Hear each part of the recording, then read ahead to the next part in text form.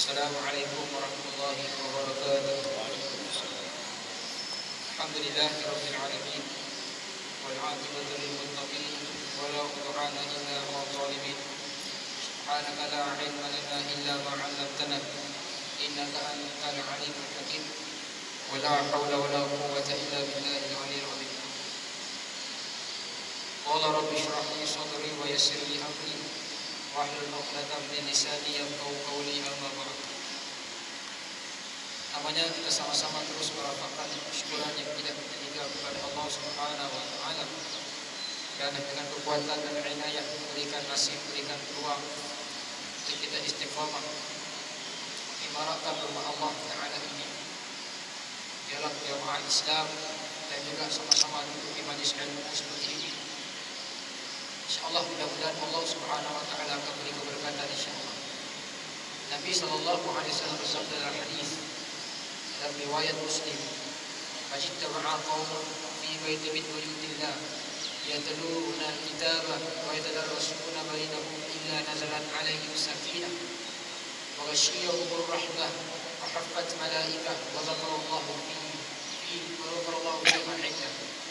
Tidaklah sekelompok orang yang berkumpul baitin min buyutillah di rumah Allah Subhanahu wa taala itu, yatluna kitabullah, mereka membaca kitab-kitab Allah Subhanahu wa taala, wa yatadarrasuna, kemudian mereka mempelajari kitab itu, bainahum, di antara mereka, melainkan nazalat alaihim sakinah, Allah taala akan menurunkan ketenangan kepada mereka, wa ghashiyahumur rahmah, dan Allah taala akan menurunkan rahmat pada mereka, wa haffat malaikah, dan malaikat-malaikat datang daripada Allah Subhanahu wa taala untuk duduk bersama dengan mereka, wa dzakarallahu fiha 'indah, untuk menyebut nama-nama mereka ataupun untuk memberikan doa kepada mereka supaya Allah Subhanahu wa taala memberikan keredaan kepada mereka.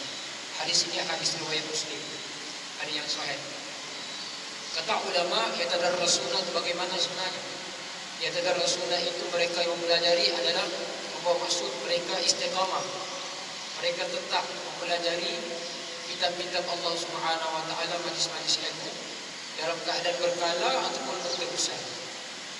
Jadi kalau kita mau mendapat rahmat daripada Allah, kemudiannya keampunan dari Allah taala, sakinah daripada Allah taala, dan Allah taala menurunkan malaikat untuk memayungi kita, maka kita kena istiqamah datang rumah Allah taala. Satu, kena istiqamah tuan-tuan. Sibuk macam mana pun kita kena istiqamah. Saya biasa bagi kuliah di Batu Upan, Masjid Hidayah Mustaqim kan. Di sana ada seorang budak yang agak tidak okey, dia punya otaknya lah. Lama nak datang pun dengar saya kuliah, bukan dengar lah, maksudnya dia datang masjid itu dia main gitu lah. Tiba-tiba minggu lepas saya bagi kuliah, dia datang punya kacau semua. Orang dia tak seberapa normal, budak-budak main sana main sini, dia kacau. Tiba persoalan kepada saya lah, sepatutnya yang rumah kedatang ni tak normal datang masjid. Nampak gayanya macam yang tak normal. Sepatutnya kalau kita tengok yang tak normal tu macam normal. Umurnya tu budak-budak lagi lah, budak-budak lagi. Tapi mungkin ada hikmah ke Allah Ta'ala, kerek watak di hadapan manusia normal. Saya terfikir, saya ingat yang normal ni sepatutnya datang masjid, yang tak berapa normal ni datang masjid. Tapi dari sudut penilaiannya tu, nampak gayanya yang normal tu datang masjid, yang tak berapa normal tu tak datang masjid. Macam itulah dibuat. Jadi di sini Allah, Nabi mengajar kita supaya istiqamah datang masjid. Yang keduanya, wa yatadarrasuna kitab Allah, mempelajari kitab-kitab Allah. Kitab Allah itu kitab Quran lah tuan-tuan. Dalam keadaan macam mana? Istiqamah berterusan. Apa yang kita belajar fiqh, tauhid, hadis dan sebagainya, semuanya dikaitkan dengan hukum-hukum Allah Ta'ala, undang-undang Islam yang datang daripada Al-Quran dan juga sunnah Nabi sallallahu alaihi wasallam. Man taraka yaltabis bihi ilma, man taraka yaltabis, man taraka tariqatan, man taraka tariqah yaltabis bihi ilma, sallallahu lahu tariqan fil jannah. Kata Nabi sallallahu alaihi wasallam dalam riwayat Muslim juga. Hadis ini panjang tuan-tuan. Siapa yang menuruti jalannya itu dengan jalan ilmu, maka Allah Subhanahu wa taala akan permudahkan dirinya itu masuk surga Allah Ta'ala. Ini hadis yang sahih. Hadis riwayat Muslim dan juga riwayat Bukhari. Muslim dan Bukhari, hadis riwayat Muslim. Hadis yang diriwayatkan oleh Muslim dan Bukhari adalah hadis yang paling sahih di kalangan semua hadis. Itu kita kenal. Imam Bukhari adalah imam yang sangat tasydid, syadid nilai hadis. Anak muridnya juga begitu, namanya Imam Muslim. Jadi kalau hadis yang saya bacakan ini hadis yang sahih, kenapa kita tak ikut dulu? Itu saya nak sebutkan. Banyak kelebihan orang yang menuntut ilmu ini. Kata Dr. Muhammad Abdullah, seorang ulama besar dalam Rabita Muslimin, ada 7 wasfat di taufik Abdillah Allah Ta'ala bagi kepada hamba-hamba ni, hamba-hamba Allah Ta'ala. Yang pertama sekali dia kata pada talibul ilmu, menuntut ilmu. Paling pertama, maratib pertama sekali, kalau kita nak mendapat taufik billah, taufik dari Allah Ta'ala, kita kenal talibul ilmu, menuntut ilmu. Kata Ibn Aqil, seorang ulama besar, Ibn Aqil, dia di umur 80 tahun tuan. Tetapi bila dia pergi mencari ilmu Allah Ta'ala, dia merasakan apa dia? Semangat 80 tahun telah bertukar kepada 30 tahun semangat. Semangat dia menuntut ilmu, umurnya 80 tahun. Bila mengaji agama, seolah-olah umur kembali kepada umur 30 tahun. Allah hebat. Kita terbalik tu. Umur 20 tahun dengan boleh seolah-olah orang setahun umur. Membalik siap kan. Lapar, pening, mengantuk, sakit kepala, semua datang penyakit. Balik pada kita kan. Ibn Aqil ni seorang ulama besar. Jadi di sana dia nak disebutkan. Maknanya sepatutnya kita tidak meninggalkan majlis ilmu ni tuan-tuan. Tak meninggalkan. Saya dah sebut banyak kali dah. Saya nak ahli sebut kan. Jangan tengok siapa yang sampaikan, tengok apa yang disampaikan. Nak kata rendah diri kita nak sampaikan ni, cuma ilmu tu yang nak disampaikan. Sepatutnya bila kita dengar hadis Nabi dan juga ayat-ayat Quran ni, yarfa'illahu alladhina amanu minkum walladhina utul ilma darajat. Kita tidak akan isti'jal meninggalkan rumah Allah yang ada majlis ilmu. Kita tidak akan kelengkapan.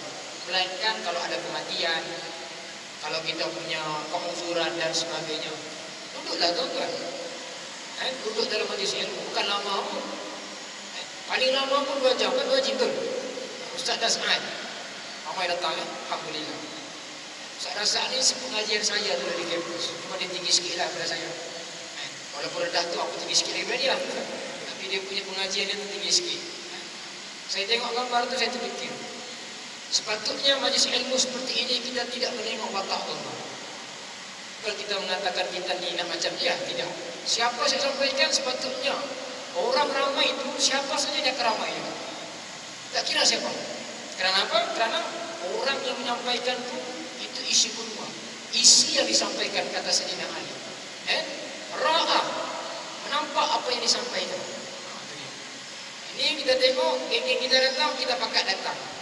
Gimana datang? Tak mau datang. Tuan, kita telah membuat satu double standard yang tidak sepatutnya kita buat dalam erti kita menuntut ilmu. Tak boleh itu tuan-tuan.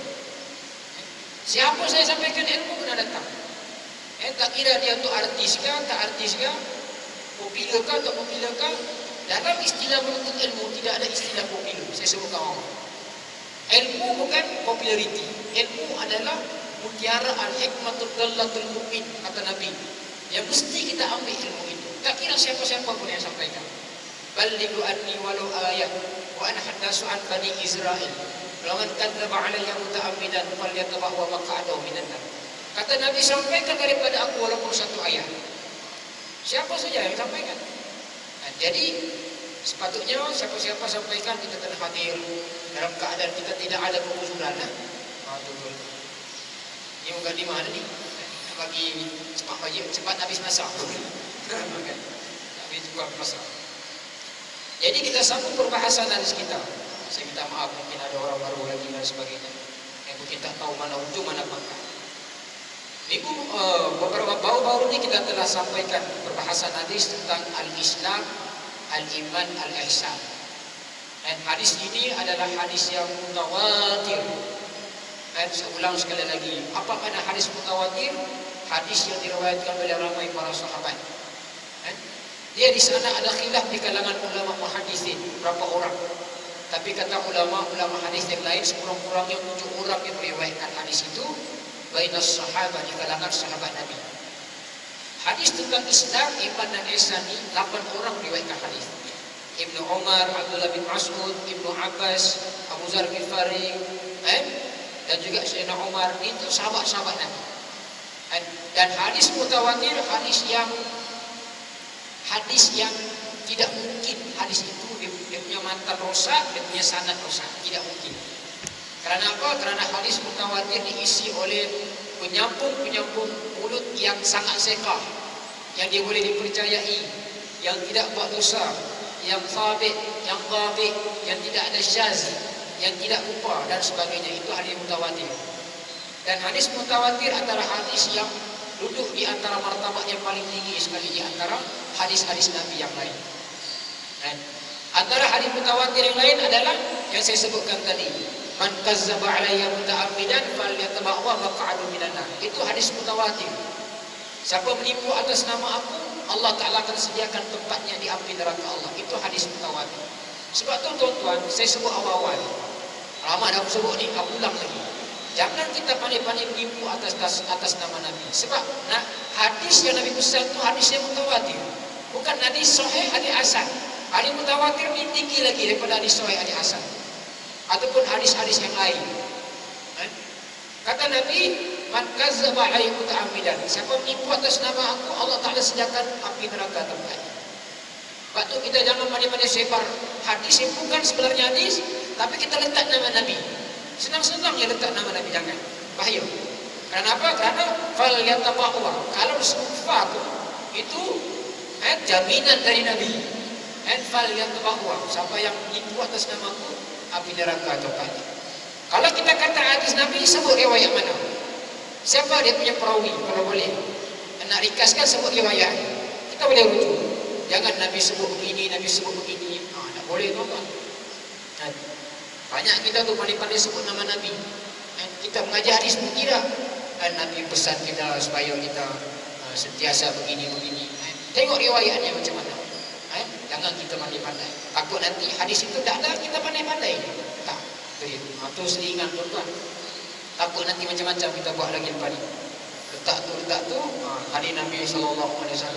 Bulan Muharram, bulan Safar, maka sama-samalah kita bermaafan antara satu sama lain. Ada saja dia letak nama Nabi, tak ada kaitan langsung, dia letak di wahyu. Ini kazzaba, penipu. Penipu ni tak semestinya atas nama orang, atas nama Nabi lebih hebat sebenarnya. Baik. Minggu-minggu lepas kita bincang tentang akhbirni anil Islam. Hadis ini hadis yang panjang. Nak ulang ke tak nak? Ulang sikit lah tuan-tuan. Ulang-ulang tak habis pula, situ-situ saja kita pakai Nabi. Hadis Nabi yang bermaksud Islam, iman dan ihsan. Kata hadis ini bila ditanya oleh malaikat Jibril kepada Nabi, mal Islam au akhbirni anil Islam. Katakan aku apa itu Islam. Nabi kata, al-Islam an tashhadu an la ilaha illallah wa tuqimas shalah wa tu'tiyaz zakah wa tasuma ramadan wa tuhajjal in istata'ta ilahi sabila. Itulah Islam. Islam itu adalah kau menyembah Allah Ta'ala. Sebelum daripada itu kau syahadah. Syahadah ni tuan-tuan menyaksikan dengan jazam. Jazam ni tidak putus. Mana kata kita beriktikad Allah Ta'ala Tuhan tanpa putus. Iktikad kita bil jazam. Jazam ni maknanya tak boleh putus. Tak boleh diputuskan dengan amalan syirik, tak boleh. Tak boleh diputuskan dengan amalan khurafat, tak boleh. Tahyul sihir yang disebut dalam kitab Al-Imam Zahabi Al-Kabair, antara dosa-dosa besar itu tak boleh. Yang boleh merosakkan. Iktikad dengan Allah tak boleh putus. Makna katanya iman ataupun dasar kita kepada Allah ni, kepercayaan kita, kepercayaan yang tidak ada tara banding. Itu dia. Katakanlah Allah itu Tuhan. Allah itu Tuhan kita. Wa qur rabbi. Allah itu Tuhan kita. Jadi kita tak boleh kata selain daripada Allah itu Tuhan. Hukumnya syirik dan dosa besar. Syirik dan dosa besar. Kemudian ditanya oleh Nabi SAW, akhbirni anil iman. Apakah itu iman ya Muhammad? Kata malaikat Jibril, iman itu adalah antu'minu billah, beriman kepada Allah, beriman kepada malaikat, beriman kepada kitab, beriman kepada rasul, beriman kepada yaumil akhir, beriman kepada takdir yang ditetapkan kepada kamu sama ada baik ataupun tidak baik untuk kamu. Itulah iman. Ini namanya arkanul iman. Tadi itu arkanul Islam, rukun-rukun Islam. Ada 3 rukun dalam dunia kita sekarang. 1 rukun iman, yang kedua rukun Islam, yang ketiga rukun negara. Kadang-kadang rukun negara itu kita nomor 1 lagi. Nampak? Rukun negara. Saya tak kata rukun negara itu salah. Kadang-kadang dunia punya hukum ini nomor 1 daripada rukun-rukun Islam. Kalau salah. Kita boleh tinggal sembahyang, tapi lagu negara untuk pantang kita tak berdiri. Adakah salah? Tak salah. Tapi sembahyang kita tinggal itu salah. Nak mengatakan kita punya pemikiran itu double standardnya kita letak rukun-rukun. Pada rukun Islam, rukun iman ni Nabi sebut dalam hadis yang mutawatir. Dulu saya pernah belajar dulu, masa saya study dulu. Masa tu tengah dinyanyikan lagu negaraku. Saya berjalan, saya tak perasan dari jauh, tak dengar. Cikgu saya pernah jauh tunjuk saya. Saya berjalan kan. Dalam hati apa kesalahanku ini? Rupanya aku berjalan, time negaraku. Punya tegak aku dari seperti itu, terus kita tegak. Saya tak kata lagu negaraku salah. Yang salah tu bila ni kita boleh ambil perhatian, tapi rukun Islam, rukun iman itu kita letak mana? Itu yang kita letak mana, itu yang kadang-kadang jadi masalah besar bagi kita sebenarnya. Padahal rukun Islam, rukun iman ni Nabi sebut dalam hadis. Rukun negara tak ada, perlembagaan saja. Bukanlah salah, tapi rukun negara tu kadang-kadang kita hormat mengatasi rukun Islam dan rukun iman. Itu bahaya bagi orang Islam. Biarlah kita letak di tempat yang sepatutnya. Kalau rukun negara, kita implementasikan dalam konteks kenegaraan. Tak ada masalah. Tapi kalau rukun iman dan rukun Islam, kita implementasikan dalam konteks seorang akidah yang berakidah Islam. Barulah kita orang yang dunia kita tak tolak, rukun-rukun akidah kita tak abaikan. Itu yang kita nak sebenarnya. Bukan suruh kita abaikan dunia itu, tidak. Wala nasibaka minad dunia, Allah kata. Dan jangan kamu lupakan hal-hal dunia itu, kena ambil juga. Hal negara itu kena ambil, tapi jangan sampai kita ambil dunia, kita lupa akhirat Allah Subhanahu Wa Taala. Itulah jadi masalah besar kepada kita. Ini disebut oleh Nabi Sallallahu Alaihi Wasallam. Kemudian disebut ma'al ihsan. Mal ihsan, kata malaikat Jibril, apa itu ihsan ya Muhammad? Ihsan itu adalah anta'budallah ka'annaka tarahu, fa in lam takun tarahu fa innahu yarahu. Ihsan itu adalah kau mengabdikan diri pada Allah Ta'ala seolah-olah kau nampak Allah Subhanahu Wa Ta'ala. Kalaupun kau tidak nampak Allah Ta'ala, tetapi Allah Ta'ala akan nampak kamu. Dan ihsan ni ada satu benda yang disebut sebagai amal yang rafi', yang paling tinggi sekali. A'la. Sebab apa? Sebab bila manusia ni ada perasaan Allah itu bersama dengan dia tidak akan berani berbuat jahat. Itu namanya ihsan. Kita sembahyang seolah-olah kita bercakap dengan Allah. Kata ulama-ulama salaf, fa idza yaqra'ul Quran, bila kamu baca Quran, kamu sebenarnya sami' khutbatullah. Kamu sebenarnya mendengar kata-kata Allah Taala. Nampak tuan-tuan? Adakah perasaan itu ada dalam diri kita? Bila kita baca Quran itu seolah-olah kita berbicara dengan Allah Taala. Kalau ada perasaan itu namanya ihsan. Ihsan. Bila kau baca Quran seolah-olah kau bercakap dengan Allah. Ini bukan saya sebut, ulama kata sebut. Iqra'ul Quran, kata Nabi.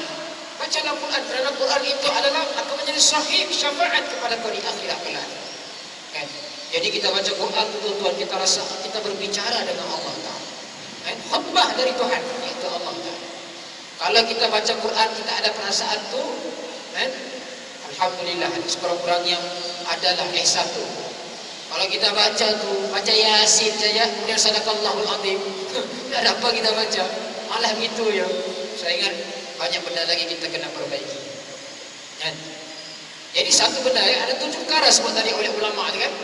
Pertama sekali talibul ilm baca Quran, menuntut ilmu. Yang kedua antaranya disebut juga 7 sifat orang yang diberi taufik Allah. Itu dikata apa? Abdi taufikillah, iaitu mereka yang inayah bi tilawatil Quran. Mereka ini berdamping dengan Al-Quran. Kita sembahyang, adakah kita merasakan Allah di depan mata kita? Itu dia tu. Kalau ada masa macam tu, semoga Allah Ta'ala memelihara sifat lazat kita beriman dan juga beramal. Yang tiga tu saya ulang kaji saja sebenarnya. Takut nanti yang Allah datang ni kita tak jumpa apa sebenarnya nak dibincangkan pada malam. Baik. Kemudian kita sambung perbahasan istilahan tentang apa ni perkara-perkara penting yang disebutkan dalam hadis Nabi sallallahu alaihi wasallam ini. Antaranya Nabi kata tu yang disebutkan oleh ulama, akhbirni anil Islam. Ni kita sebut minggu lepas. Minggu lepas ke apa hari lepas? Tak ingat sudah. Minggu lepas. Dan akhbirni anil Islam. Ulama telah membahaskan perkataan akhbirni anil Islam. Apa sebenarnya maksudnya akhbirni anil Islam tu? Dan kata Dr. Mustafa Allah dalam kitab ini Al-Wafi, dia mengatakan liyada'u al-hukumah wa syari'atullah, iaitu merujuk kepada hukum-hukum dan juga syarak-syarak Allah Subhanahu wa taala yang telah dilakukan secara amalan. Makna kata Islam itu adalah undang-undang Allah yang terlalu dasar yang mesti kita jaga. Islam itu adalah syarak Allah.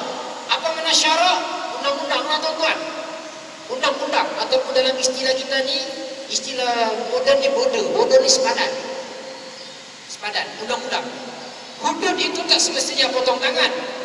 Hudud juga asariku asarikatu faqta aydihuma, perempuan laki-laki yang mencuri. Asariku asarikatu, laki-laki perempuan yang mencuri potong tangan.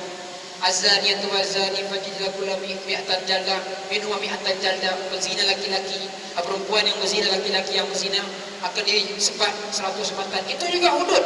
Itu dalam konteks hukum jinayah. Kita faham? Hudud Allah ni banyak. Bukan hudud Allah potong tangan saja. Sebut hududnya, oi potong tangan baik itu dah. Ini pemikiran sempit kita. Itu kita sebut hudud, belum kita sebut lagi benda-benda lain. Hudud ni adalah satu daripada hudud jenayah ni, satu daripada mustaqat hududullah, satu daripada pecahan daripada hudud Allah.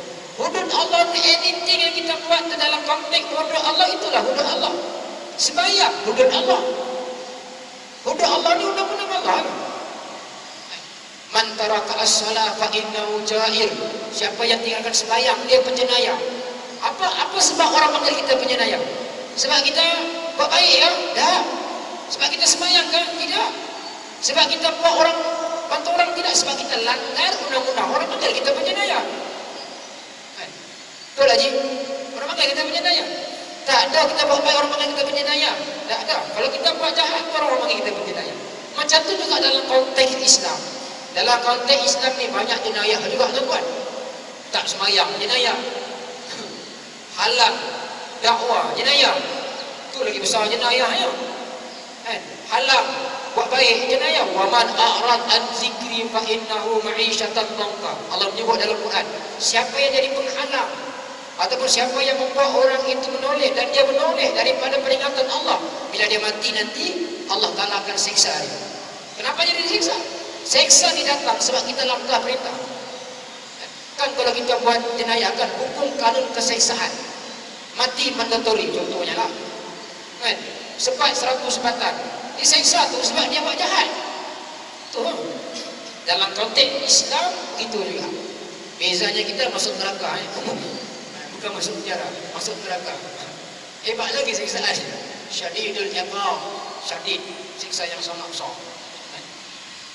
Itu dia undang-undang Allah. Jangan kita kata hudud Allah ini potong tangan saja. Tidak, itu dalam konteks jinayah. Banyak lagi undang-undang Allah ni.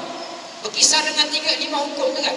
Wajib, makruh, haram, sunat, harus. Inilah syarak Allah. Ada yang wajib macam sembahyang, maka kita tidak boleh tinggalkan sembahyang. Dia adalah wajib qat'i. Sampai mati kita kena sembahyang. Bahkan kalau kita mati pun Allah Ta'ala suruh disembahyangkan kita itu. Nak mengatakan sembahyang itu sangat penting.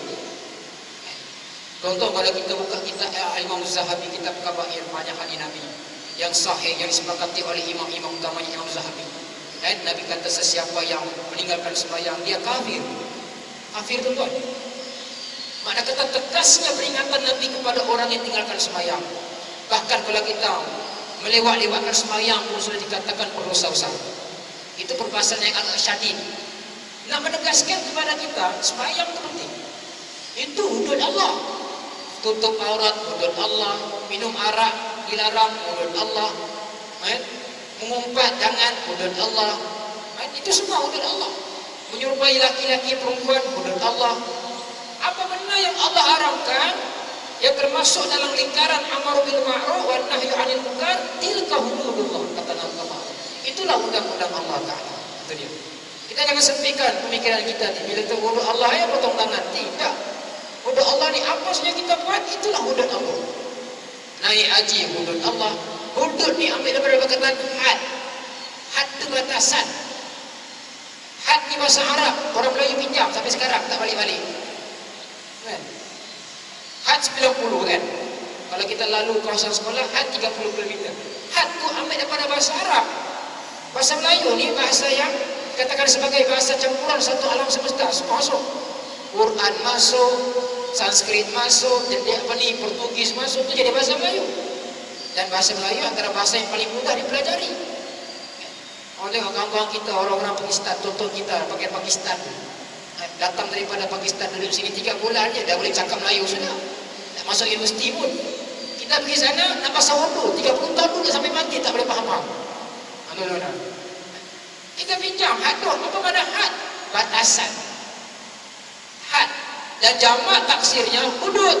Ataupun jamaknya itu adalah hudud. Itu kita kena faham. Apa makna hudud? Border Allah, undang-undang Allah. Wa man lam yahkum bima anzalallah fa ulaika humuz zalimun. 1.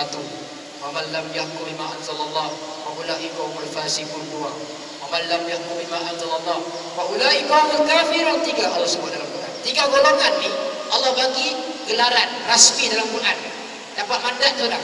Macam kira macam dapat darjah kebesaran lah. Itu. Allah bagi 3 gelaran orang yang menentang dan juga langgar undang-undang Allah ni. 1, dia jadi orang zalim. Faulaika humuz zalimun. 2, faulaika humul fasiqun. Fasik. Fasik ni ahli maksiat. Yang ketiga, ulaika humul kafirun, orang yang kafir. Jadi kita jangan heran orang yang meninggalkan hudud Allah ni. Kita tengok orang ni dalam lingkaran 3 watak ni. Sama ada mereka kafir atau zalim atau fasik. Fasik ni orang buat dosa ya. Dia tinggal sembahyang. Bila dia tinggal sembahyang, dia tidak ada satu benda yang menyelamatkan dia daripada kemungkaran dan kerosakan. Akhirnya dia buat dosa dan sebagainya. Ini tuan-tuan. Wa tilka hududullah, itulah undang-undang Allah yang menyelamatkan manusia. Kalau kita pergi masuk sempadan negara-negara orang, dia ada sempadan kan. Kita langgar sempadan tu, dia akan bagi warning. Kalau bagi sekali warning kita tak dengar, 2 kali warning kita tak dengar, 3 kali dia akan hantar istilah bahasa Arab yang karakter sariyah. Sariyah ni tentera pemantau. Umpamanya lah. Kalau kita masuk negara-negara, saya dapat maklumat macam negara-negara Tajikistan, Uzbekistan yang tantang belakang ni. Saya ingat di kalangan ada negara-negara ni yang tidak akan bagi warning, tembak terus. Tuan-tuan. Sebab mereka sangat menjaga orang lingkar negara mereka. Negara-negara yang tantang ni. Tajikistan, Uzbekistan, itu jauh tahu. Yang tantang itu tak ingat dah. Banyak sangat. Terus kan. Itu dia. Begitu juga dengan Islam. Islam itu. Kalau kita langgar undang-undang Islam, maka akan datang hukum-hukum yang sewajarnya bagi kita. Allah ni Maha Hakim tuan-tuan. Allah akan bagi apa yang kita buat setimpal dengan apa yang kita telah lakukan. Itu dia. Jadi syarak Allah ni kita kena buat. Apa mana syarak? Benda yang kita wajib laksanakan. Kata ulama dalam perbahasan hadis niat Nabi SAW, niat itu tidak akan jadi kalau tidak ada amalan. Mana kata mesti dibuktikan dengan amalan. Sembahyang mesti dibuktikan dengan amalan kita. Tak boleh kita niat saja, mesti kita proofkan benda itu, lakukan benda itu. Itulah Islam. Al-Islamu huwal hujjah. Islam itu adalah bukti. Jadi apa bukti kita hamba Allah? Sembahyang. Apa bukti ke hamba Allah Ta'ala? Kita taat perintah Allah. Itulah bukti kita. Jadi kalau kita tak buat benda-benda ni, mana lagi bukti kita? Macam orang kalau cewek kan, ini musim-musim cewek ni, cewek, kalau kau sayang aku, buktikanlah masuk yang termasuk dalam minang. Sekurang-kurangnya 20,000. Contoh kan, kalau cakap mulut saja tak jadi, masuklah. Dia cakap masuk minang, maknanya buktikanlah cinta itu dengan kau pergi jumpa mama aku, kau bawa 20,000. Selesai masalah besar. Yang jadi masalah tu bukan cinta, 20,000 tu jadi masalah. Cinta okey dah, 20,000 jadi masalah.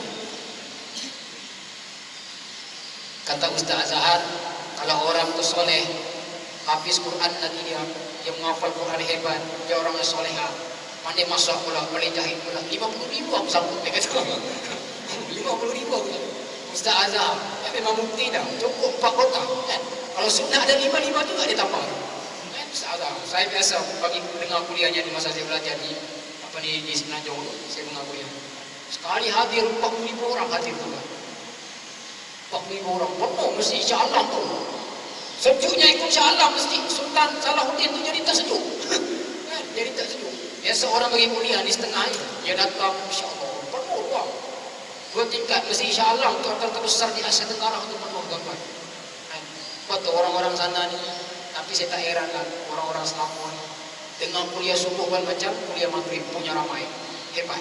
Yang datang tu doktor, profesor, engineer, harga rumah 3-4 juta.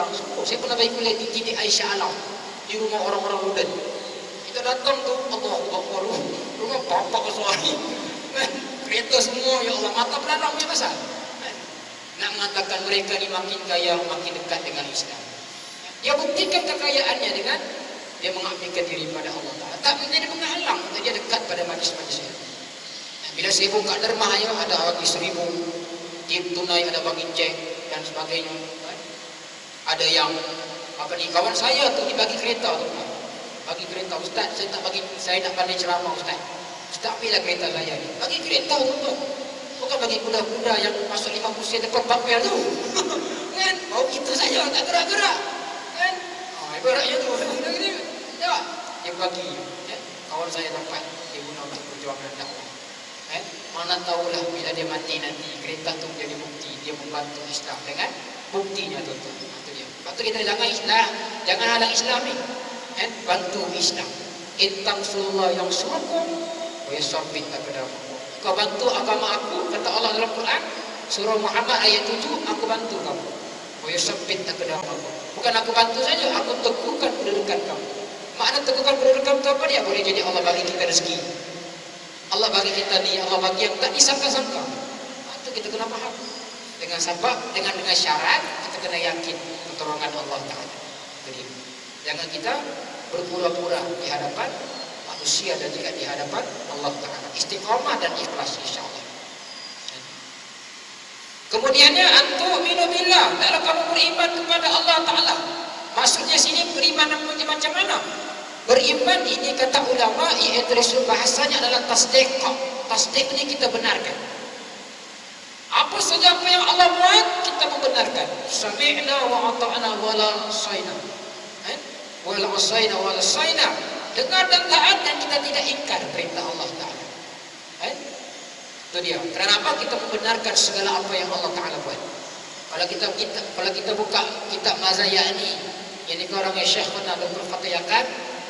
Apa artinya aku menganut Mazayani bil akidah, ataupun dalam sudut akidah. Antara yang dibahaskan apa dia? Beriman sungguh-sungguh apa yang telah diturunkan oleh Allah Taala. Itu dia. Tanpa la raiba fi, tidak ada keraguan baginya. Jangan kita ragu Islam itu kan. Jangan kita ragu walaupun sekecil zarah. Apa yang Allah perintahkan itulah kewajiban kita. Jangan kita ragu. Kenapa ni perintah wajib ni? Apa jadahnya perintah wajib? Jangan tuan-tuan, rosak akidah kita nanti. Mempersoalkan kewajiban Allah Ta'ala tidak layak kita sebut. Sedangkan kita adalah makhluk yang dicipta oleh Allah Ta'ala. Siapa kita nak mempertikaikan perintah wajib Allah Ta'ala? Tak boleh tuan-tuan. Sebab tu kita kena tasdik, membenarkan apa saja yang telah ditentukan, yang telah ditakdirkan oleh Allah, yang jazam, yang kokoh, tidak putus di dalam hati kita. Itulah Islam. Sebab ini benteng terakhir kita. Akidah Islam dalam diri kita ni benteng terakhir kita. Kalau ni merosak, mana lagi kita nak jumpa Allah? Bagaimana kita nak berhadapan dengan Allah Ta'ala nanti? Dengan akidah kita yang rosak, dengan syirik dan sebagainya, tak percaya Allah Ta'ala, tak percaya Nabi, tak percaya kitab Quran, ada saja tak puas hati, pelik tu. Ada saja dia nak tikai dan sebagainya. Ini berlaku di Malaysia ni. sehingga timbulnya golongan rasionalisme yang mempersoalkan hukum-hukum dan juga wahyu-wahyu Allah Ta'ala. Kenapa wanita perlu pakai tudung? Kenapa wanita tak boleh jadi imam? Kenapa wanita tak boleh kahwin 4, laki-laki saja? La ilaha illallah. Kau siapa kata gitu? Ini ketentuan dan takdir Allah Ta'ala. Allah yang wallahu khalaqakum wa ma ta'lamun. Allah cipta kamu, aku tahulah, aku buat. Kita jangan persoalkan apa Allah Ta'ala buat. Kita tanya, hal ballagat risalatal Islam fi anfusikum. Tanya yang itu sebenarnya. Apakah kau telah sampaikan Islam dalam diri kamu? Kita tanya kerja Allah Ta'ala. Macam soalan, saya ingat saya pernah sebut soalan tu di sini. Ada satu soalan ni yang cukup pelik. Lucu pun ada juga. Tanya pasal tugas malaikat Jibril. Dia tanya pada seorang ustaz ni, ustaznya antara guru saya lah. Dia kata, Quran sudah sempurna, Nabi sudah tidak ada, dia kata. Rasul pun tak ada sudah, kiamat sudah, dia kata. Quran sempurna dan sebagainya. Jadi kita sudah maklum, dia kata, Jibril itu tugasnya menyampaikan wahyu. Quran sudah sempurna. Dia tanya pula jawab soalan. Jadi sekarang ni apa tugas Jibril, dia kata. Ini soalannya tu. Apakah tugas Jibril? Guru saya kata, tugasnya tu aku pun tak tanya lagi Jibril, dia kata. Kau tanya sendirilah Jibril apa tugasnya. Nak mengatakan kepada kita jangan tanya. Malaikat yasjudun wa la yafturun. Mereka sujud pada Allah, taat pada Allah, yafturun, dan mereka tidak pernah ingkar perintah Allah Ta'ala. Mana kata apa Allah tugaskan itu adalah kerjanya. Kita hanya Tuhan malaikat. Kau sembahyang, tak lagi. Macam kita masuk dalam rumah, macam kita masuk bilik manajer besar. Kita tanya manajer besar buat apa? Kita tu tak buat apa-apa. Kau manajer kan? Oh, dia cakap gitu pula. Kau manajer kan dia tu office boy ya. Jadi soal tu manajer. Tanya kau buat apa dia manajer? Gaji besar-besar. Apa kau buat? Manajer tu dah tak tengah dah bikin projek-projek. Selesai itu juga dia dah boleh tanya begitu. Sila hari bulan, hari itu juga ada kena buat. Jangan kita persoalkan benda yang telah ditentukan oleh Allah Subhanahu wa Ta'ala. Wala in sa'altahu man khalaqas samawati wal ard ayaqulunna Allah. Orang-orang Quraisy ni dia mempersoalkan Allah. Dia mempersoalkan kerja Nabi. Kemudian Allah Ta'ala bagi ayat ini, wahai Nabi, kau tanya mereka, wala in sa'altahu. Banyak sama soalan, kau tanya orang. Kau tanya orang, siapa yang cipta Nabi dan bumi? Wa syahara syamsa wal qamar. Dalam ayat lain Allah Ta'ala kata mengeluarkan langit dan bumi untuk mengeluarkan bintang dan matahari. La yaqulunna Allah. Mereka kata Allah. Cuma mulut mereka tu jadi gitu tuan. Dan kita lah, kita yakin Allah, tetapi kita punya iman jadi gitu tu. Apa kita buat, apa yang Allah tentukan ada saja kita berikan. Sebab iman kita tu sudah tidak ukur, tidak jazam. Ini sebenarnya ni hadis yang penting kita belajar ni, sebab dia hadis akidah. Kata ulama-ulama besar, sama ada dengan mutaqaddimun ke ulama mutakhirun ke, antara rahsia utama kenapa umat Islam rosak dia punya ni, sebab akidahnya tu tuan-tuan sudah tidak ada. Dia tak sembahyang, akidahnya dia sudah betul. Apa benda pun kita kena balik pada akidah Islam balik pada akidah Islam. Rujuk balik akidah. Apa sebenarnya perintah Allah? Apa kewajiban Allah yang dasar ni? Apa yang kita tinggalkan ni? Masalah kita sekarang ni yang banyak buat maksiat, banyak orang yang lalai, banyak orang yang buat kemungkaran. Sebab kita tak nampak hakikat akidah Islam. Kita tak balik mengaji. Itu sebenarnya. Kalau tu selesai, saya ingat benda lain selesai, insyaAllah. Kalau tu tak selesai, penyakit-penyakit lain hadir balik tu. Penyakit-penyakit lain hadir balik. Orang munafik, kenapa mereka jadi begitu? Sebab di hati mereka tak sungguh-sungguh Allah Tuhan. Itu jadi penyakit munafik tu. Munafik bahaya ni. Orang-orang yang orang kafir, kenapa mereka jadi begitu? Sebab akidah mereka dah rosak dah. Jadi yang lain rosak. Gaya hidup mereka rosak. Pergilah negara-negara barat, tengok filem mereka tu, Masya Allah. Tak ada tamadun. Mereka ada bangunan tapi tak ada tamadun, pemikiran yang telah diasaskan oleh agama. Tak ada. Mereka ada kecanggihan tapi mereka tidak ada tamadun kemanusiaan yang diiktiraf sebagai tamadun yang dipimpin oleh agama yang sebenarnya. Sebab tu banyak hadis-hadis tentang akhir zaman menyerupai orang-orang Yahudi, orang-orang Barat. Sebab mereka ditinggalkan Islam. Mereka telah meninggalkan akidah Islam. Sehingga mereka ini menjadi makhluk dan umat yang tidak ada bimbingan dari selain agama. Mereka bangun. Mungkin tengok negara barat tu. Bangun tuan-tuan. Bangunan mereka tu lebih tinggi daripada kita lagi. Kecanggihan mereka mengatasi kita. Dia punya filem-filem saja. Lihat-lihat aja kita tengok menganga apa tuan-tuan. Punya canggih sungguh.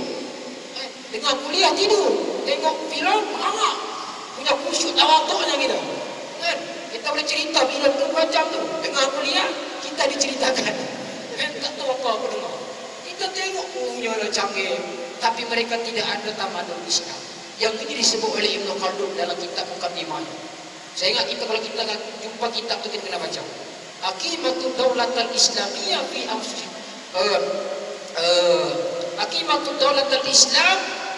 Kemudian Nabi kata, ulama ni kata wasiyasatud dunyawi.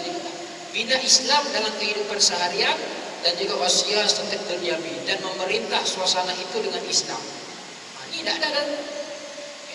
Tak semestinya dalam konteks negara diri kita lah. Adakah kita perintah diri kita dengan Islam? Itu dia betul. Kalau kita perintah diri kita dengan Islam, makna katanya alhamdulillah lah. Kita berada dalam model undang-undang Allah Subhanahu wa taala. Kemudian ditanya oleh Nabi sallallahu alaihi wasallam tentang fa'akhbirni 'anis sa'ah. Tanyakan aku, jawabkan aku tentang sa'ah. Sa'ah ni hari kiamat. Tuan-tuan, hadis tentang Dajjal, hadis tentang Imam Mahdi, dan hadis tentang Amrullah as-Sa'ah Kabir adalah hadis mutawatir. Pasti akan berlaku. Lan takun as-Sa'ah, kata Nabi, tidak akan terjadinya hari kiamat melainkan beberapa perkara akan berlaku. Antaranya takhruju ad-Dajjal, wa takhruju dabbah, wa takhruju dukhan, wa anzal wa tanzilul Isa bin Maryam. Itu semua adalah hadis-hadis tentang hari kiamat. Tidak berlaku hari kiamat dengan beberapa perkara. Antaranya dengan tidak berlaku hari kiamat tanpa berlaku beberapa perkara ni. Antaranya keluarnya Dajjal, keluarnya dabbah ni binatang yang satu binatang sebagai yang bercakap. Wallahu a'lam macam mana. Yang ketiganya dukhan, asap daripada perut bumi. Jadi tak betul kita nak kaitkan jerebu ni dengan dukhan. Tak betul. Jerebu bukan daripada perut bumi, dia daripada atas bumi. Orang pergi bakar tu. Bakar-bakar tak boleh padam, pening padam. Itu dia. Saya tak setuju. Dukhan kita kaitkan dengan jerebu. Salah. Ibn Abbas tegur benda tu tak betul. Dukhan disebutkan adalah bawah-bawah bumi. Saya terima mesej tentang tu. Maka kita berjaga-jagalah. Inilah dia tanda-tanda hari kiamat. Ini bahaya ni tuan-tuan kalau tak belajar hadis. Letak aja senang-senang dia letak hari kiamat terus. Jangan tuan-tuan. Kau ingat hari kiamat ni senang-senang tak berlaku. Memang gitu saja. Oh, inilah dia tanda-tanda hari kiamat. Jerubu berlaku sudah. Saya ingat sekarang ni 180 MPU. Kalau 200 ni dekat-dekat sudah hari kiamat tu. Dia boleh tafsir begitu. La ilaha illallah. Jangan. Ada tu kan saya terima mesej tu. Saya tak setuju mesej-mesej begitu. Apapun yang ada dalam konteks agama terjadi, kita kena tafsir mengikut dalil juga. Tak boleh sembarang-sembarang. Dalil. Jangan main dalil pula, main cukup-cukup gitu. Tak boleh main korek-korek letak dalam WhatsApp, sebar. Tak boleh tuan-tuan. Disebarkan oleh hamba Allah yang ini. Ayatnya tu kalau ada lah. Tapi kaedahnya salah. Itu dia. Ini pentingnya kefahaman dalam berisi dalil-dalil ataupun berinteraksi dengan dalil. Iaitu tentang hari kiamat. As-Sa'ah, hari kiamat. Kata ulama, apa sebenarnya ibrah ditanya tentang hari kiamat? Itu adalah menunjukkan waktu hari kiamat akan berlaku. Ataupun as-Sa'ah, terjadinya hari kiamat. Takun as-Sa'ah, akan berlaku hari kiamat. Maksudnya soalan ini, soalan yang ditanyakan pada Nabi tentang satu, mata as-Sa'ah, bila berlaku kiamat. Tapi Nabi tak jawab. Kerana hari kiamat, wallahu ta'ala a'lam bis-shawab. Allah Ta'ala yang tahu. Allah saja. Cuma amrullah, Nabi akan sampaikan amrullah. Istilah yang kita boleh faham, alamat hari kiamat itu ada. Tanda-tanda hari kiamat dengan dibagikan oleh tiga maratib oleh Syekh Mahir As-Sufi dalam kitabnya. Satu, alamat as-sughra. alamat sughra, alamat kecil. Yang keduanya alamatul wusta, alamat pertengahan. Yang ketiganya alamatul kubra, alamat 10 yang terbesar. Dajjal keluar, Dabba keluar, Dukhan keluar, khusufan, thalatha khusufan, 3 gempa bumi. Gempa bumi di Arab, gempa bumi di timur, dan gempa bumi di barat akan berlaku. Mula-mula dia akan berlaku di barat dulu. Entahlah di barat mana tu. Walaupun kita tak tahu di mana. Di Amerika kan? Di Britain kita tak tahu. Barat lah. Kalau boleh besok kena lah barat tu. Tapi kena lah tu kan. Yang keduanya timur. Timur ni belah kita lah. Tak kita. Yang ketiganya Jaziratul Arab. Nabi kata akan berlaku di negara Arab. Negara Arab ni jarang berlaku gempa bumi. Dulu pernah di Iran, di Pam. Saya ingat berapa puluh ribu mati. Banyak mati. Akhirnya dekat hari kiamat nanti, antara yang berlaku juga gempa bumi besar, iaitu di tanah Arab. Tanah Arab ni biasa berlaku ghazwah, peperangan sampai sekarang. Tidak khusufun, gempa bumi dia tak berlaku lagi. Kalau berlaku, alamatul kabir. Alamat kabir, ulama besar hari kiamat. Bila? Wallahu alam. Cuma Nabi hanya khabarkan saja amrataha, tanda-tanda. Bila berlaku hari apa, bila dan sebagainya itu kita serah pada Allah Ta'ala. Itu dia tuan-tuan. Tanda-tandanya itu dalam bentuk jamak. Makna kata jamak ni, amrataha ni maksudnya jamak lah. Dia ambil daripada amaratun. Amarataha, ambil jamak. Makna kata tanda-tanda hari kiamat ni berbau maksud jamak. Jamak ni banyak, bukan satu je. Tanda-tanda hari kiamat besar saja saya sebut tadi. Takhrujud dabbah, takhrujud dajjal, tanzil Isa bin Maryam, turunnya Isa bin Maryam. Kemudian yang keluarnya Ya'juj wa Ma'juj yufsiduna fil ard, yang akan merosakkan bumi. Ini semua disebut sebagai al-marataha, tanda-tanda hari kiamat. Dan kita telah saksikan tanda-tanda kecil itu, antaranya bangunan-bangunan tinggi berlaku. Ini kita akan bincang pada kuliah nanti pada masa akan datang, kalau ada lagi ya. InsyaAllah kalau ada lagi kan.